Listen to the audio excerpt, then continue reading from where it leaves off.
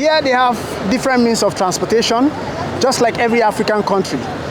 But these are some of the buses that you don't see everywhere in the world. They call them the Matatus. These buses are like a nightclub. Inside of them, you have big TV screens and you also have loud music. Everybody enjoying themselves and enjoying the ride. I took this ride and I did enjoy it. But I will be making a video specifically sharing the Matatu culture. This culture started from way back in the early 1940s when they had these buses, and it has become a culture where every person who has this bus wants to make their bus the best. From the interior design, it has become a profession, and so many people I'm amazed to see doing this. One thing that stood out for me inside this bus was having to see female conductors. We call them Nigeria conductors, but it's a very unique culture and I really love it and I really like to know more about it. So if you really want to know about the Matatu culture, make sure you stay tuned, keep watching these videos and you'll see a lot about the buses and everything about the Matatu culture.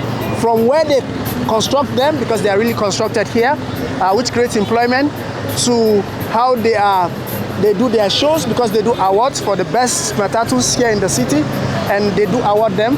So it has become a big culture and it's a big industry and I would like to see how that goes. So make sure you watch the video. Now the police has helped us to cross. So crazy here. Yeah. Whoa. Wow. Driving here will be something else. Guys, you can see the streets and the city.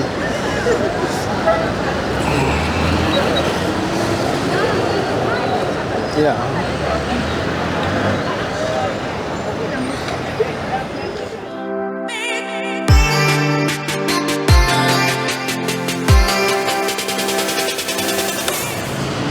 Hello guys and welcome to my channel once again. It's really amazing to know that I'm in Kenya. For those of you who have always known me in Dubai, I want to tell you that I'm right here in Kenya. I'm in the heart of Kenya. This is Moi Avenue. As you can see here, it is not a village. People here don't live on trees. People have mansions, they have skyscrapers. They are all humans like us. They wear shoes, they wear clothes. But there's something that strikes me most about Kenya. From the means of transportation to the houses and everything around Kenya is beautiful. Guys, if I've never been here, I wouldn't have known. I would advise you to try to visit Kenya. And if you want to be part of this adventure, make sure you subscribe to the channel because I'll be showing you a lot of things that are really here in this place. Kenya is as beautiful as everything. The people are so hospitable. I can see a multicultural diversity. And right now I'm here and I'm seeing people from all over. Keep watching this channel because you're going to be seeing a lot of videos coming from here.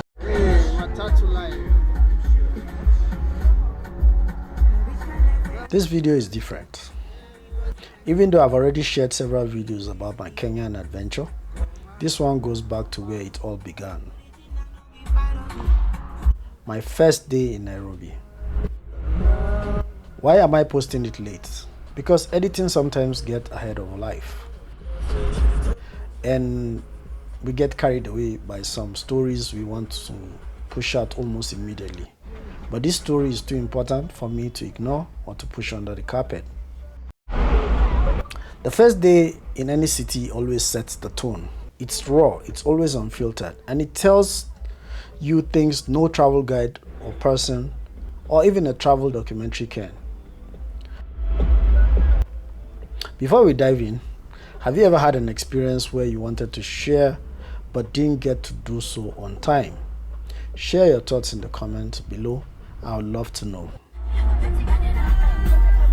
If you're new here, subscribe to Thrybe for authentic travel stories where the journey matters more than perfection. My host Shiru took me on my very first Matatu ride. Now, if you've never seen or been in one, imagine stepping into a moving art gallery where speakers shake the seats and the colors are alive.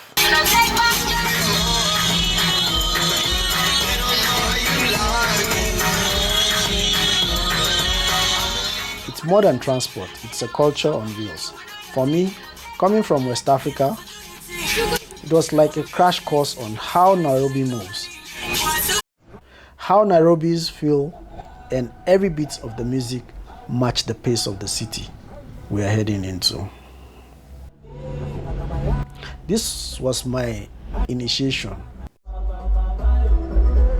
You can read about Nairobi all day, but until you've sat in a matatu with music blasting and passengers sharing space, you haven't met the real Nairobi. Tell me, if you've been in Nairobi, what is the most memorable matatu ride you've ever had?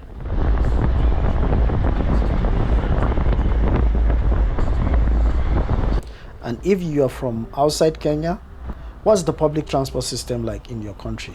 Let's compare in the comments.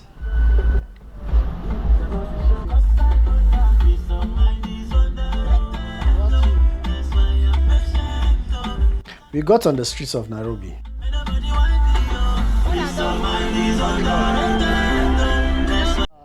This is the center of Nairobi.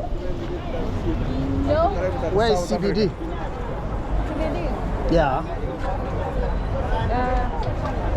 We are little far. From CBD? Yeah. So how do we get to CBD? This is a mall? A market? Yeah. Wow.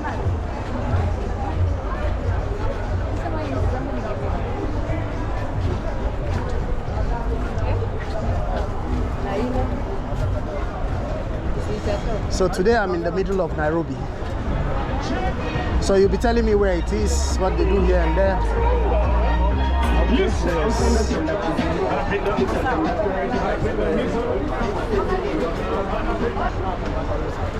All right, so this is, I think we'll get those spices, yeah?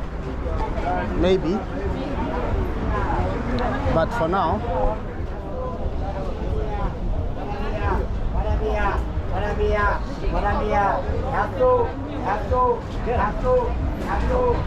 look at the Matatu.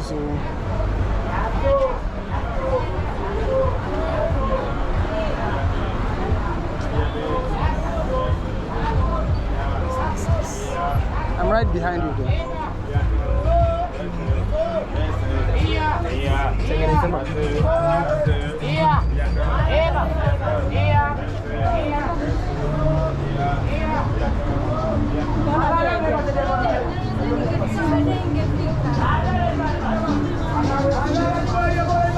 Wow.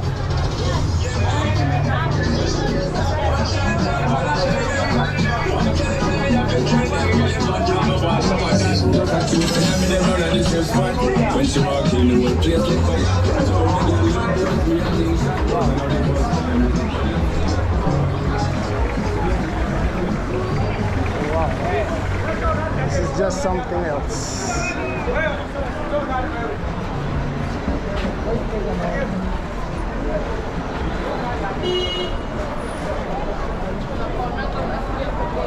But then, hunger stroke.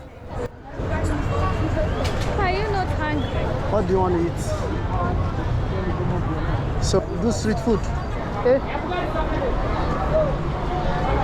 Yeah. Yeah.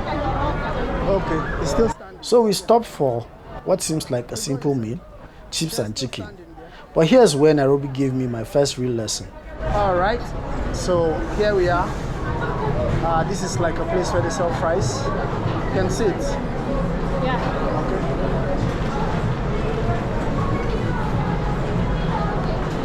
Wow.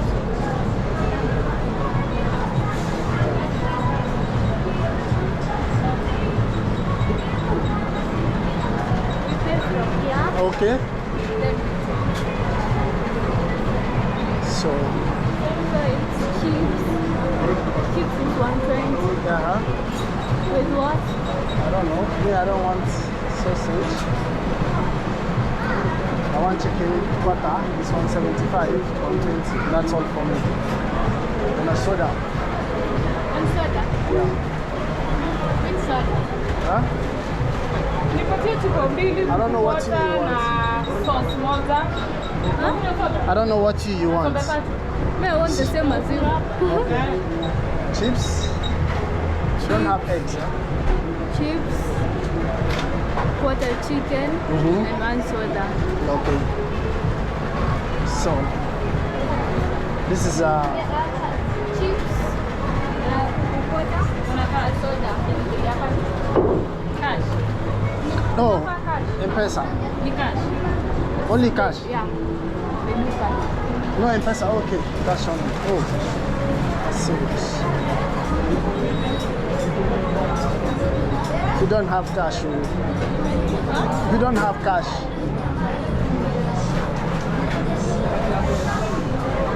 You now see what I told you, right? Huh? Yeah. I need to have cash in me because anything can happen. You need cash. Yeah.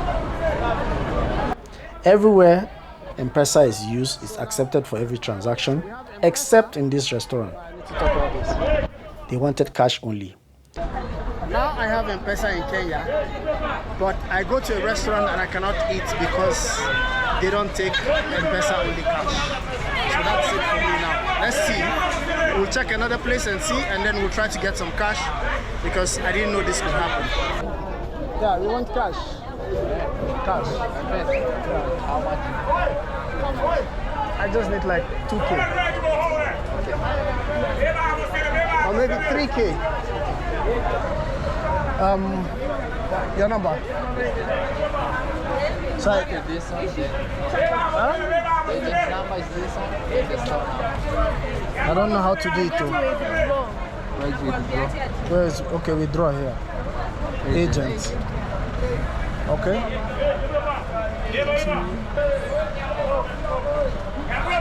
So it has charges or something? You What? know. Oh, The one you're. yeah. So I. You write. Okay.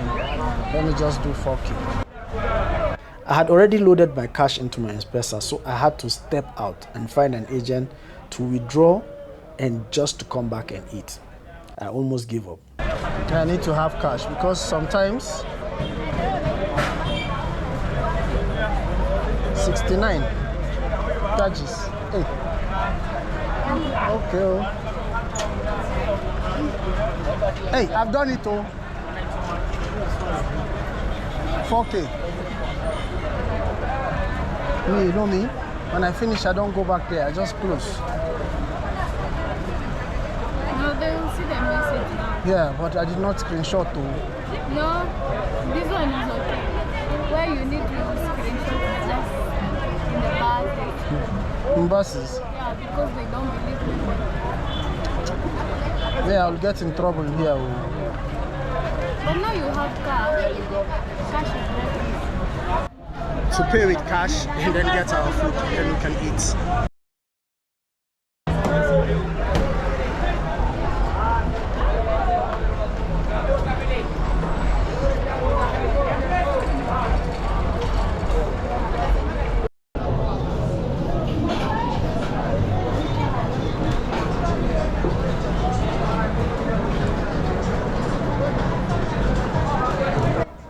The meal was around $3 with soda.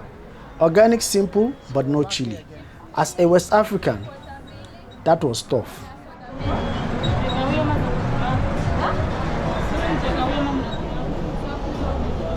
Wait, they have juice. You want Fresh juice is how much? They already gave you. Or they have fresh juice.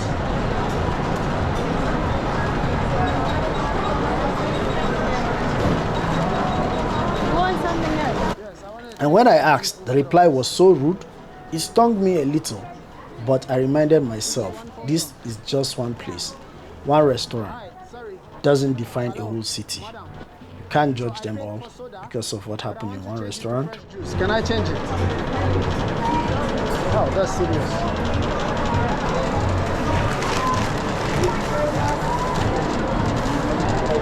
And this is massive.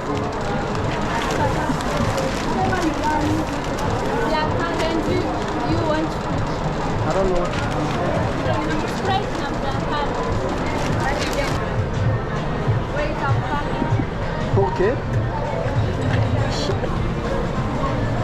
Please, fry it dry, yeah? Yeah. We'll come back to get it, please. Let's go, we'll come back to get it.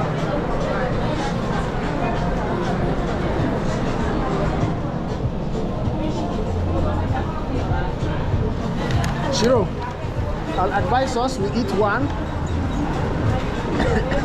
Why? and keep one. I'm sure you will not finish. Yeah, oh, yeah. This is massive. Hey. Eat from here. That's this one. Tomato. Why am I putting tomato? That's chili. It's later. This one. It's chili. You got chili there. No. What? Don't ask. Huh? Don't ask. I should ask? I shouldn't ask. For chili. I feel this. Why? It It's might- sometimes rude. Let them be rude. They will be selling themselves out. Hey. Sorry, madam. Can I get chili? Hey. You are very right. Hey. Yeah, I have to buy my chili and put it in my bag. We have to go and look for where they sell spices now. Just mix it and put it in my bag. I can't. What has she told you? We don't have chili.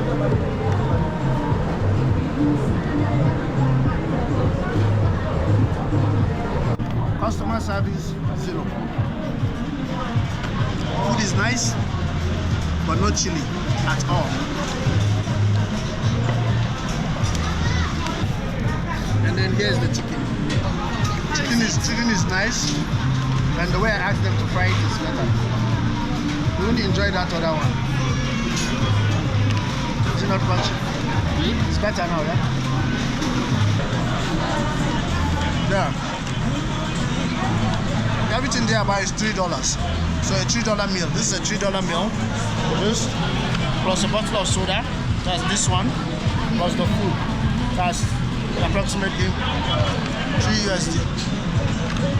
And you can see we're eating together, which means a portion can be enough for 2, depending on your appetite though. For me, I know I cannot eat one complete. I can't. But the potatoes are so organic, so tasty, fresh. They are fried, not salted, so if you want to salt, you add your salt, just like this. I know some Nigerians will say eating raw salt is not good. This taught me something bigger. Travel isn't just about what you see, but how you adapt. Sometimes the smallest inconveniences becomes the biggest lessons you ever learn. Wow. Have you ever been in a new country and faced a simple challenge that taught you something? Share your story in the comment. And for my Kenyan family, what's your favorite chips and chicken spot in Nairobi? Maybe I should give it a try. Yes. Oh. No, here we can come. Huh? As we go home, Yeah. here's the stage we're going to come. Go. Okay. So where are the best buses? The best buses, I don't know. You know me, I don't know Nairobi. Yeah, I know. So,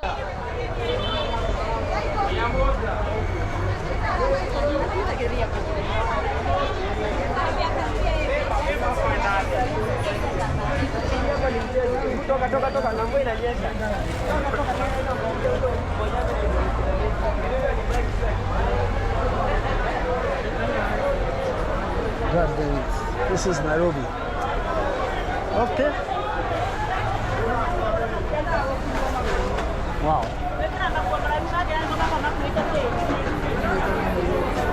So what did they call this part of Nairobi? here. This side. I have no idea. I need to get a tour guide. Yes. Because I need to come here with somebody who knows this place very well. Yeah. Yes, for you, it's just a trip. We just came on a trip.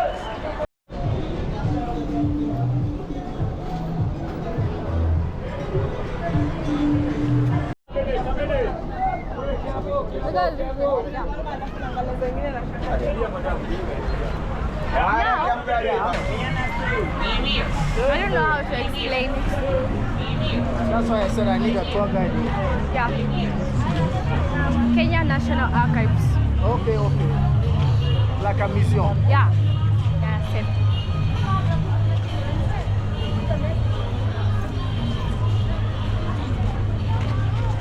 No, this is the one that makes many people know Nairobi more. Which one? These archives now. This one. Yeah. If you So how tell much does it if you take tell to go someone, inside?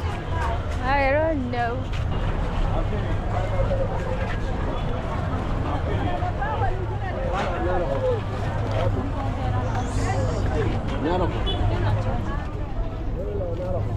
We crossed the road.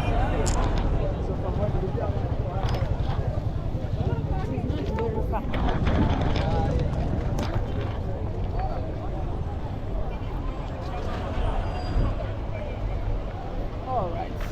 And police are actively on duty. Yeah, Their radios are on. they must be active. Yeah. So we go find out how much it takes for a tour of it. After the meal, we walked to the Kenya National Archives. I didn't go inside yet, something I still regret, but I want to acknowledge it here because it matters a lot. This isn't just a building, it's a vault of Kenya's memory, art, history, and stories. As someone who documents travel, I know I have to come back and go inside. The fact that cameras are not allowed makes it even more important for me, because I believe history should be shared with the world. Sometimes, when traveling, you pass by places without realizing how much they hold. For me, the archives is one of those places. A reminder that I need to slow down, look closer, and dig deeper. If you've ever been inside the archives, tell me what's the one thing inside I should not miss when I finally visit. And for my international audience, what's one historical site in your city that everyone should see at least once? Let's build a list in the comment sections. My next stop was Moi Avenue, where I found what, to me, was the true highlight of the day. At the heart of the street stands an obelisk, a statue that honors Kenya's struggle for freedom. This is not France, and this is not America. This is Kenya, and this is the obelisk. And I'm right here in Moi Avenue to share with you the beauty of this city and the history that it has around it. Next here is another statue. Almost every country has a statue where they celebrate their heroes, those who fought for their freedom. And in Kenya, right behind me, is this statue. And it's the statue of those who fought from 1914 to 1918, and also 1936 to 1948. And they have been immortalized here for everyone who comes into Kenya to see it.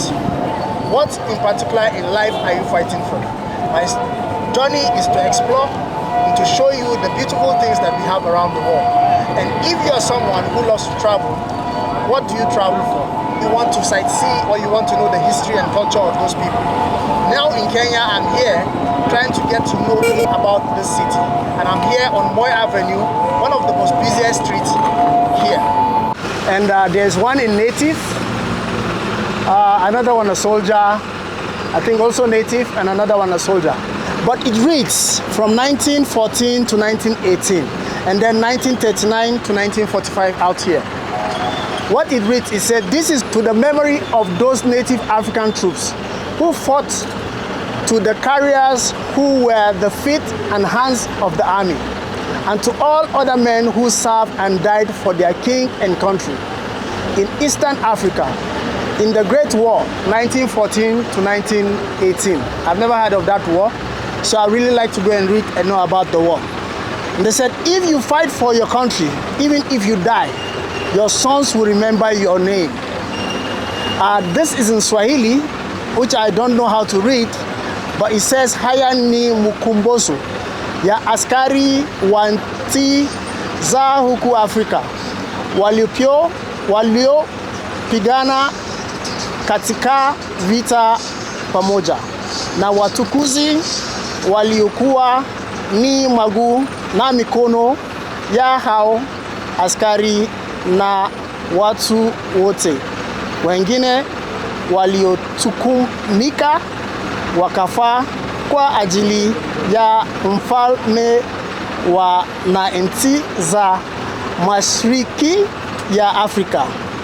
Katika vita vikubwa 1914 to 1918, matupako pigana kwa nchi zenu, hata mukifa sijana vyenu watakumbuka majina yenu. Actually, it's also here in Arabic, but I don't know how to speak Arabic. But what I'll just tell you is that you can be a hero for your generations unborn. Whatever you do, stand for the truth, stand for your rights, and you will never lose out. This is to the memory of those who fought and could not survive, but their children will remember them because they have freedom. Kenya is a free country today because some people sacrifice. What sacrifice have you made for yourself and for your country? Reading those inscriptions, looking at the monuments, I felt a connection. It reminded me that traveling is not just about taste and new rights. It's about understanding the spirit of the people you are amongst. This was my topping of the day, because no matter how far you go, monuments like these anchor you in the history and struggle that made the present possible. As someone from Nigeria, I know how freedom struggles shape identity. Kenya's story here felt personal, even though it wasn't my own. Have you ever stood before a monument and felt something shift inside of you? Tell me, one, and why? And for my Kenyan subscribers, what's the story of this monument to you? Drop your thoughts. I want to hear from the people who live with the history every day. For you, it's just a trip. We just came on a trip. My first day in Nairobi wasn't perfect. It was messy, raw, and full of lessons. From Matatu rides to the meal, the archives I still need to enter. The monument that told me stories in silence. It was all part of my initiation into the city. This is why, even though this video is late, it's important. Because travel isn't about polished timelines, it's about truth. And the truth is, this was my beginning here. Today? Yeah, I can see people with you. Oh, how? Oh, they're carrying this. If you've enjoyed this story, like the video, share it with someone who loves real travel stories. Subscribe to Thrybe to join our global family where every journey matters. And let me know in the comments what city gave you your most unforgettable first day. I'll be reading and responding. And to crown it all, we got lost at the end of the day heading home by the same person who showed me where to take the bus. This journey is so memorable I will never forget. Until next time, I remain Harry Tigan Sajingina. Thrybe.